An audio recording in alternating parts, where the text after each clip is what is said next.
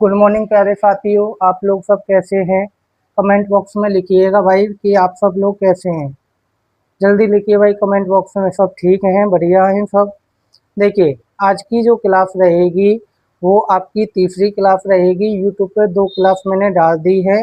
अब आप एक चीज़ और देखिएगा कि मैंने आपको एक्सरसाइज कराई 1.2। अगर पुरानी किताब के हिसाब से देखें तो ये जो एक्सरसाइज है 1.2 है। अगर नई किताब के हिसाब से देखें, आजकल की जो एनसीईआरटी की किताब है, तो उसमें ये कौन सी है? 1.1 है। ठीक है, इस बात को देख लीजिएगा ध्यान से, है ना। इसके बाद देखिए, अब हम एक्सरसाइज शुरू करने जा रहे हैं। एक्सरसाइज 1.3। एक्सरसाइज 1.3 1.3 पुरानी किताब के हिसाब से और नई किताब के हिसाब से क्या है आपकी एक्सरसाइज 1.2। देखिए, इसमें आपको क्या करना है, सिद्ध करना है कि सिद्ध कीजिए कि √5 एक अपरिमेय संख्या है।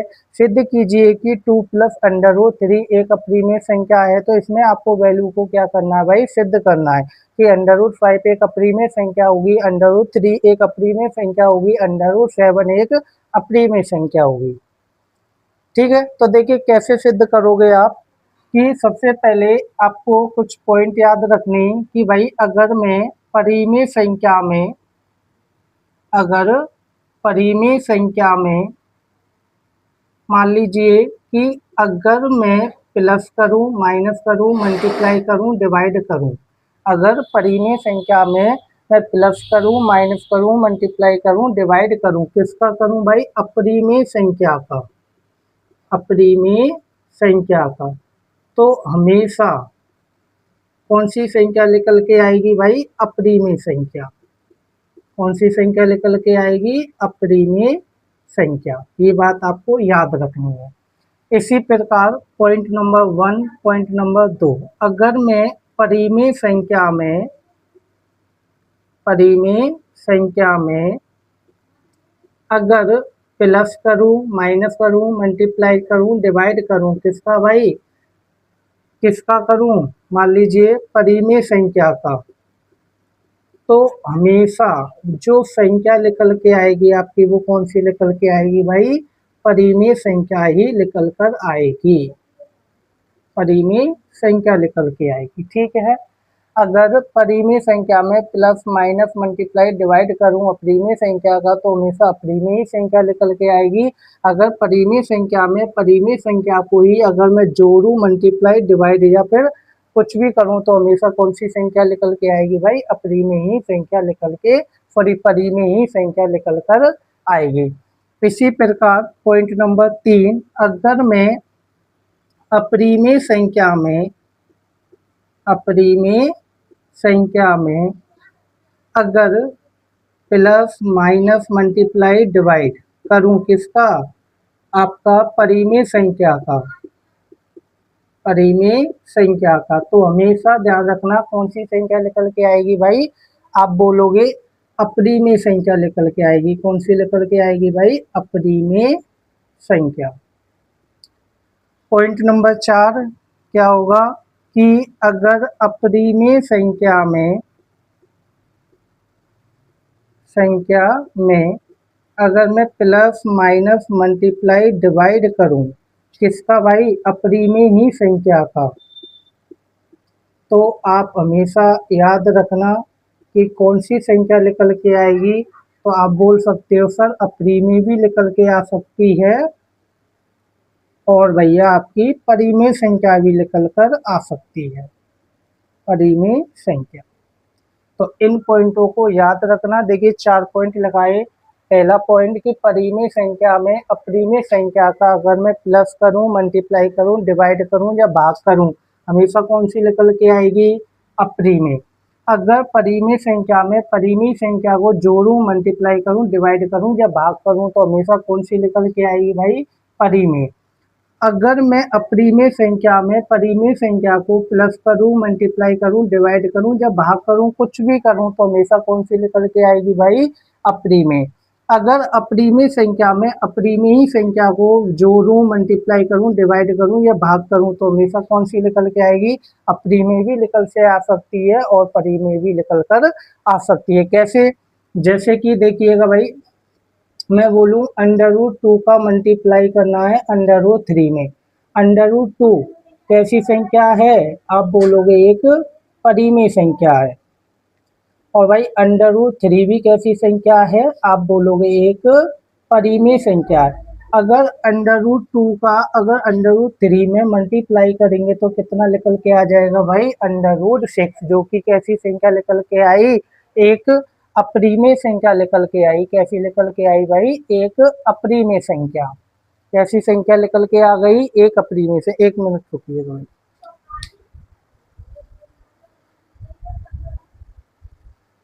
तो कैसी संख्या निकल के आई भाई? अपरिमेय संख्या निकल कर आ गई। इसी प्रकार से अगर मान लीजिए कि मैं √2 में √2 का ही मल्टीप्लाई करूं। √2 भी एक अपरिमेय संख्या है और एक √2 भी एक अपरिमेय संख्या। देखिए √2 का √2 में मल्टीप्लाई करूंगा तो जो हो जाएगा √2 का स्क्वायर, और इस स्क्वायर से क्या खत्म हो जाएगा? √2 खत्म हो जाएगा तो कितना बचेगा भाई? 2, जो कि कैसी संख्या निकल के आई? परिमेय संख्या। कैसी संख्या निकल के आ गई भाई? परिमेय संख्या। ठीक है भाई, यहाँ तक समझ में आया? ठीक, चलिएगा रफ कर दूं भाई से। क्वेश्चन है, सिद्ध करने के लिए आता है, डाल लीजिएगा भाई इम्पोर्टेंट। इम्पोर्टेंट कि भाई आप मुझे ये बताइए कि परिमेय संख्या में अगर मैं प्लस करूं कौन सी? अपरिमेय संख्या। अपरिमेय संख्या तो भाई कौन सी संख्या निकल के आएगी? अपरिमेय। कौन सी निकल के आएगी भाई? अपरिमेय संख्या। इसे आपको सिद्ध करना है कि भाई ऐसा हो सकता है कि अगर मैं परिमेय संख्या में अपरिमेय संख्या को जोड़ूं तो हमेशा कौन सी संख्या निकल के आए भाई? अपरिमेय। देखिए ये तो किताब की भाषा है, किताब में लिखा हुआ है कि अगर परिमेय में अपरिमेय को जोड़ेंगे तो अपरिमेय निकल के आएगी, लेकिन कभी सिद्ध करके देखा आपने कि भाई अपरिमेय ही आएगी या परिमेय आएगी? बताइए, कभी सिद्ध करके देखा आपने कि अपरिमेय आएगी या परिमेय? तो हमेशा याद रखिएगा। चलिए हम सिद्ध करके देखते हैं। यहाँ सिद्ध, तो देखो भाई मैंने यहाँ पर माना अपरिमेय संख्या में या परिमेय संख्या में अगर मैं अपरिमेय संख्या अगर जोड़ेंगे तो हमने मान लिया कि अपरिमेय संख्या में अगर अपरिमेय संख्या जोड़ेंगे तो कौन सी संख्या निकल के आएगी भाई? परिमेय संख्या निकल के आएगी। परिमेय संख्या कौन सी निकल के आई? परिमेय। मैंने अपरिमेय नहीं माना, मुझे पता लगाना है भाई कि अपरिमेय ही क्यों आएगी, मैं यहाँ पर परिमेय क्यों नहीं मान सकता। तो देखिए मान लिया कि परिमेय संख्या बराबर कितना है?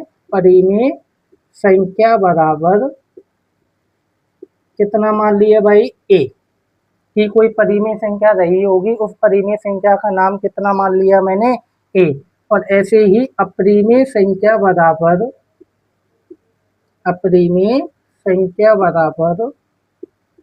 कितना मान लिया भाई मैंने? b कि कोई एक परिमेय संख्या रही, उस परिमेय संख्या का नाम a है और एक अपरिमेय संख्या है और उस अपरिमेय संख्या का नाम कितना है भाई? b है। तो देखिए परिमेय संख्या कितनी है? a प्लस अपरिमेय संख्या कितनी है? तो आप बोलोगे b। तो बराबर कौन सी निकल के आएगी भाई? परिमेय संख्या। तो कौन सी निकल गई? परिमेय संख्या। देखिए आप जानते हो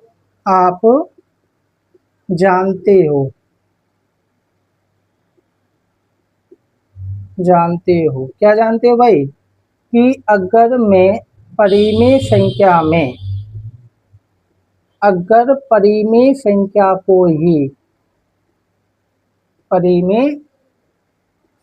को अगर ऐड करूं तो हमेशा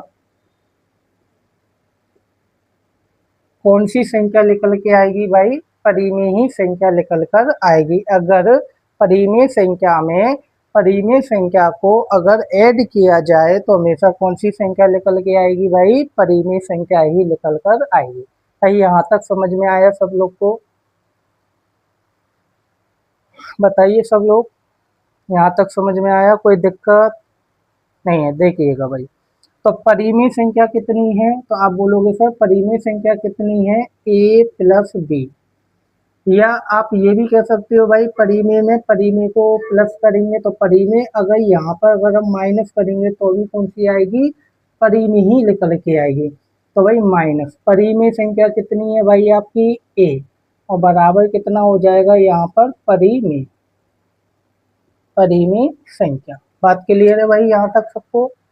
अब देखिए a से a खत्म हो जाएगा तो यहाँ पर परिमेय संख्या बराबर कितना आ जाएगा? b। तो परिमेय संख्या बराबर कितना आ गया भाई? यहाँ पर आपका b आ गया। अब आप देखिएगा कि यहाँ पर मैंने जो परिमेय संख्या मानी है वो कितनी मानी है? a, लेकिन मेरी निकल के क्या आई भाई? b निकल के आई।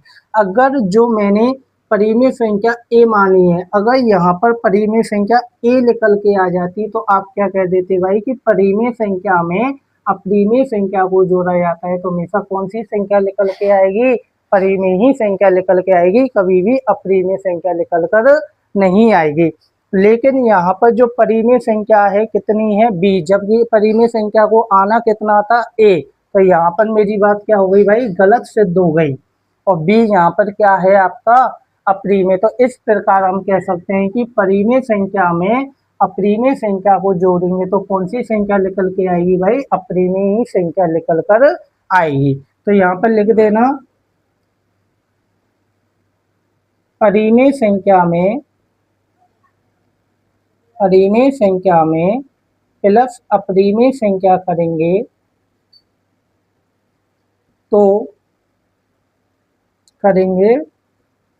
तो हमेशा कौन सी निकल के आएगी भाई? अपरिमेय।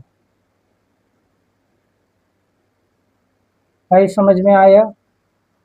तो ये मैंने आपको क्या कराया भाई? इसका मैंने आपको सिद्ध कराया कि किताब में देखिए सिद्ध नहीं दिया हुआ है, केवल इतना दिया हुआ है कि परिमेय में अपरिमेय को जोड़ेंगे तो कौन सी निकल के आएगी भाई? अपरिमेय। लेकिन क्यों आएगी? मैं क्यों मान लूँ कि भाई अपरिमेय ही आएगी? मैंने क्या मान लिया भाई?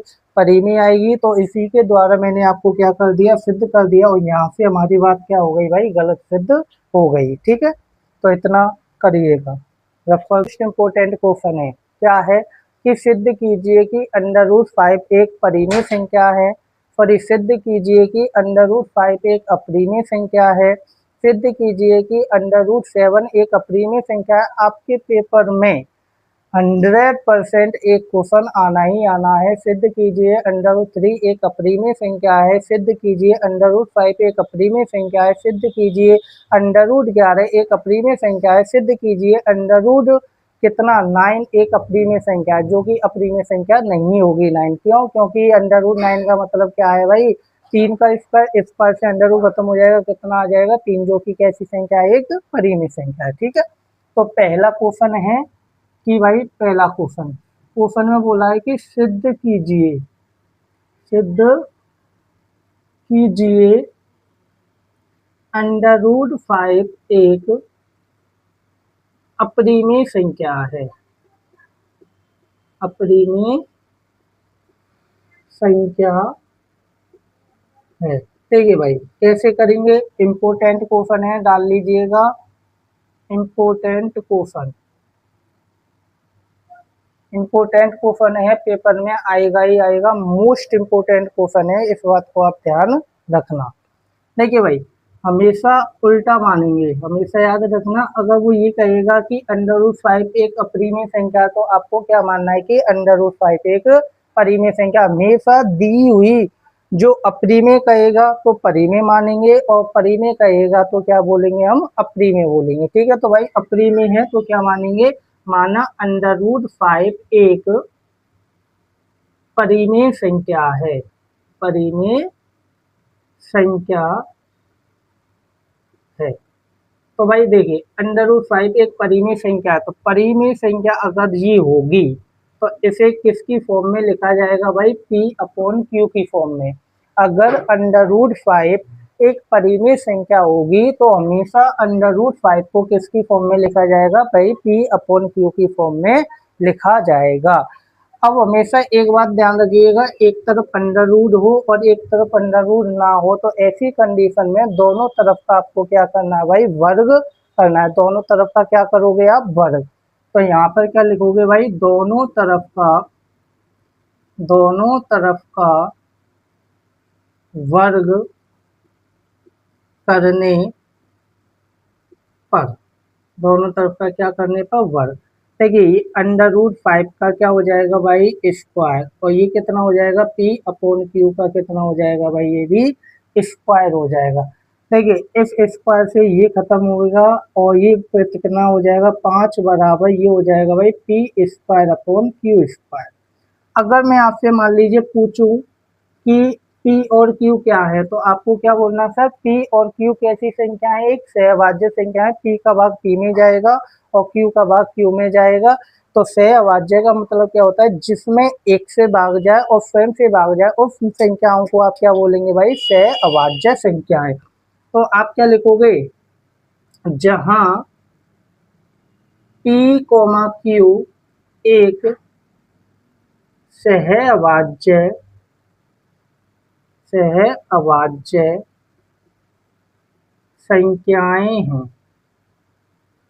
संख्याएं हैं और Q ≠ 0। भाई ये पॉइंट आपको लिखना ही लिखना है कि जहां P और Q एक सहअभाज्य संख्याएं हैं और Q ≠ क्या है, 0। देखिए इसका महत्व भी बताऊंगा।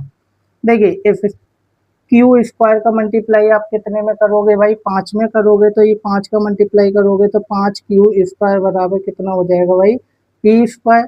यहाँ से अगर आप Q² की वैल्यू निकालोगे तो कितना हो जाएगा भाई, P²/5। कितना हो जाएगा, P²/5 हो जाएगा। अब आप क्या कहोगे सर, 5 का भाग किस में जाएगा, P² में जाएगा। अगर 5 का भाग P² में जाएगा तो भाई P का 5 का भाग P में भी आना चाहिए। तो आप क्या लिखोगे यहाँ से, जहां P² 5 से विभाजित है, क्या है भाई, P² 5 से विभाजित है, और P भी और लिख लेना, या फिर P² 5 से विभाजित है, इस प्रकार P भी 5 से विभाजित होगा। कितने से विभाजित होगा भाई, P भी 5 से विभाजित होगा। इस प्रकार हम यह कह सकते हैं, इस प्रकार हम क्या यह कह सकते हैं कि P का एक अभाज्य गुणनखंड 5 होगा। P का अभाज्य गुणनखंड भाई कितना है, 5। P का अभाज्य गुणनखंड कितना है भाई, 5 है। ठीक है, तो एक बात याद रखिएगा कि P का अभाज्य गुणनखंड कितना है भाई, 5। तो देखिए यहाँ से, तो P का अभाज्य गुणनखंड क्या है भाई, 5। अब मुझे ये बताइए कि जो P का एक अभाज्य गुणनखंड जो 5 है, ये 5 कोई एक नंबर ही तो है। 5 क्या है, मेरा नंबर। तो इस 5 के पीछे मैं क्या लगा दूं, n क्या दर्शाएगा भाई, जो 5 जो दिया हुआ है वो क्या है, आपका एक नंबर है। ठीक है, अब देखिए आप इसे इक्वेशन नंबर फर्स्ट मान लीजिएगा और यहाँ पर लिखिएगा कि P का मान समीकरण फर्स्ट में रखने पर भाई P का मान किस में रखेंगे, समीकरण फर्स्ट में। तो समीकरण फर्स्ट कितना है, देखिए इसे मान लीजिए या फिर इसे इक्वेशन फर्स्ट मान लो। तो समीकरण फर्स्ट कितना है, आप बोलोगे 5Q² बराबर कितना है भाई, P²। चलिए आप ये बताइए कि P² की वैल्यू कितनी है, बताइए सब लोग। भाई सब लोग बताइए कि पी की वैल्यू कितनी है। तो आप क्या बोलोगे सर, पी की वैल्यू कितनी दी हुई है मुझे, 5n दी हुई है, तो यहाँ पी की जगह मुझे कितना रखना है भाई, 5n। तो ये 5q² बराबर कितना हो जाएगा, 5n का स्क्वायर। तो 5q² बराबर कितना हो जाएगा भाई, 5 का स्क्वायर 25 और ये n²। 5 से अगर 25 को काटूंगा तो आप बोलोगे q² बराबर 5n²। अगर यहाँ से n² की वैल्यू निकालेंगे तो 5 को कहाँ ले जाएंगे भाई, q² के नीचे, तो n² बराबर कितना आ जाएगा भाई आपका, तो आप बोलोगे q²/5। कितना आ जाएगा भाई, q²/5। अब आप क्या कहोगे सर, देखना q² कितने से विभाजित है, q में कितने से भाग जा रहा है, 5 से, तो q² में भी कितने से भाग जाएगा भाई, 5 से ही भाग जाएगा। तो यहाँ पर आपको लिखना है, जहां जहां लिख लो या अतः लिख लो, बात एक ही है, लिख लेना आपकी इच्छा, अतः या जहां लिख लो, चलिए, जहां q² 5 से विभाजित है, विभाजित है, इस प्रकार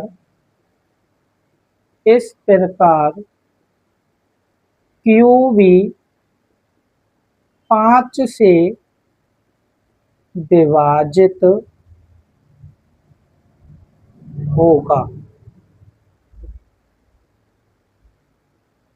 क्यू भी कितने से विभाजित होगा भाई, 5 से विभाजित होगा। तब क्यू का एक अभाज्य गुणनखंड, अभाज्य गुणनखंड 5 होगा। कितना होगा भाई, अभाज्य गुणनखंड इनका 5 होगा। ठीक है, देखिए यहां से लिखना, अतः स्थिति फर्स्ट व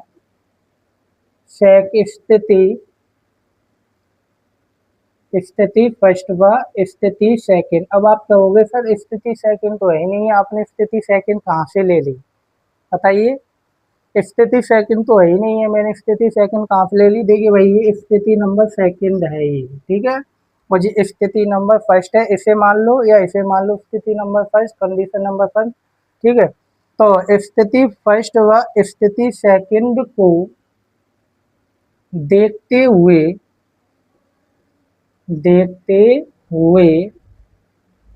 स्पष्ट होता है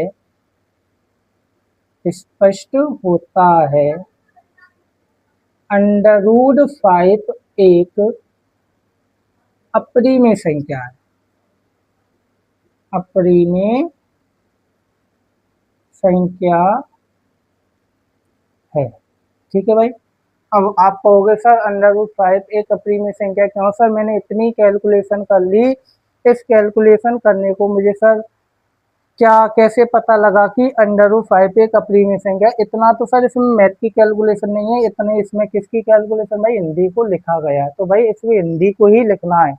अगर आपको नंबर चाहिए, अगर 5 नंबर का अगर ये क्वेश्चन है, अगर 5 में से 5 नंबर चाहिए तो आपको ये हिंदी को लिखना है, ये हिंदी स्पष्ट करेगी कि √5 एक अपरिमेय संख्या। भाई 1 मिनट रुकिए, ठीक है, ये रुकिएगा भाई, ठीक है भाई, तो ये हिंदी ही आपको 5 में से 5 नंबर, हिंदी ही आपको 5 में से 5 नंबर दिलाएगी भाई यहाँ पर। ठीक है, देखिए अब कैसे ये √5 एक अपरिमेय संख्या है भाई, देखिए यहाँ पर मैंने क्या कहा आपसे, P और Q, मैंने आपसे क्या कहा कि ये मोस्ट इम्पोर्टेंट है, ये आपको लिखना है पेपर में, ये चीज आपको लिखनी है पेपर में, ये हिंदी आपको पेपर में लिखनी है और ये हिंदी भी आपको पेपर में लिखनी है। तो मैंने आपसे क्या कहा कि P और Q कैसी संख्या है भाई, सह अभाज्य। तो देखिएगा भाई P और Q कैसी संख्या है भाई, सह अभाज्य संख्या है। और अभी मैंने आपको बताया भाई कि सहवाच्य का मतलब क्या होता है, ऐसी संख्याएं जो केवल एक से विभाजित हों और स्वयं से विभाजित हों, उन संख्याओं को आप क्या बोलेंगे भाई, सह अभाज्य संख्याएं बोलेंगे। ठीक है, तो देखिए यहाँ पर p में कितने से भाग जाएगा भाई, 1 से, और p का भाग भाई p में जाएगा। यहाँ पर कितने से भाग जाएगा भाई, 1 से, और q का भाग यहाँ पर क्या जाएगा, q में। तो p और q को मैंने इस प्रकार क्या कह दिया कि p और q मेरी कैसी संख्या है भाई, सहभाज्य। लेकिन यहाँ पर मैंने देखा कि पी स्क्वायर में कितने से भाग जा रहा है भाई, तो आप बोलोगे सर इसमें कितने से भाग जा रहा है, 5 से। और ऐसे ही क्यू स्क्वायर में भी कितने से भाग जा रहा है भाई, 5 से। जबकि पी स्क्वायर में भाग कितने से जाना चाहिए, या तो भाई 1 से जाना चाहिए, या फिर किससे जाना चाहिए भाई, स्वयं से जाना चाहिए। या तो 1 से जाना चाहिए या फिर स्वयं से। लेकिन यहाँ पर किस संख्या से भाग जा रहा है भाई, कोई अन्य संख्या। जबकि पी और क्यू कैसी संख्या है भाई, सहअभाज्य। सहभाज्य क्या है, जिसमें 1 से भाग जाए भाई स्वयं से। अगर p अगर सहभाज्य संख्या तो इसमें कितने से भाग जाता भाई, या तो 1 से जा ही फिर p से। लेकिन इनमें अलग संख्या से भाग जा रहा है। तो इस आधार पर हम क्या कह देंगे भाई, हमारी ये भी कंडीशन गलत आ रही है और ये भी कंडीशन हमारी गलत आ रही है। कब, जब मैंने √5 को एक कैसी संख्या माना भाई, परिमेय संख्या माना। तो मेरी दोनों कंडीशन कैसी आ गई, गलत। इसीलिए मैंने लिखा स्थिति 1 व स्थिति 2 को देखते हुए स्पष्ट होता है कि √5 एक परिमेय संख्या ना होकर कैसी संख्या भाई, एक परिमेय संख्या ना होकर कैसी संख्या भाई, एक अपरिमेय संख्या होगी। बताइए दिक्कत परेशानी बताइएगा भाई, कोई दिक्कत कोई परेशानी समझ में आया भाई। देखिए बहुत ही आप ये कहोगे कि सर अगर आप इस क्वेश्चन को अगर 1 से 2, 2 से 3 बार अगर आप कर लेते हो, अगर, तो फिर आपका ऐसा कोई क्वेश्चन नहीं होगा जो आप इससे आधारित क्वेश्चन को ना कर पाओ। मान लो कि पेपर में आ जाए √7, तो यहाँ पे √7 लिख के पूरी कैलकुलेशन आपको यही करनी है। केवल केवल यहाँ पे 5 है, वहाँ पर आपको क्या लिखना है भाई, 7 लिखना है।